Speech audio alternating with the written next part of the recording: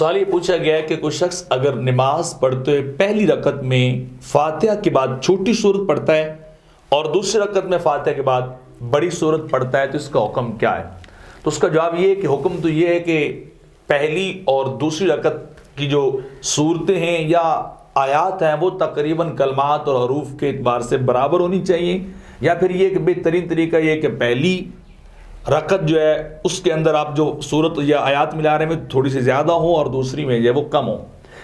اور ان کے مقدار فرق کی جو ہے وہ 3 جو ہے وہ آیات کی برابر جو ہے بتائی گئی ہے۔ لیکن اگر کوئی شخص بھول کر پہلی رکعت میں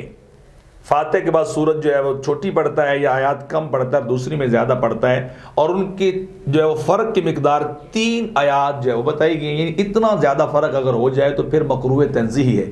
لیکن اگر اس سے کم فرق ہے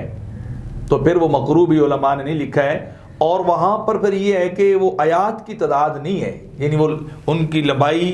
جو ہے وہ آیات کے اوپر ڈیپینڈنٹ نہیں ہے بلکہ کلمات اور حروف کے اوپر جو ہے وہ ڈیپینڈنٹ ہے، کہ وہ دیکھا جائے گا کہ ہو سکتا ہے کہ پہلی سورت جو ہے اس کے اندر آیات جو ہے وہ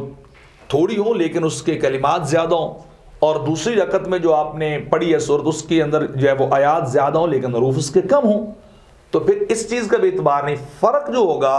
قرات کے چھوٹے بڑے لمبے تھوڑے ہونے کا وہ کلمات اور حروف کا ہوگا۔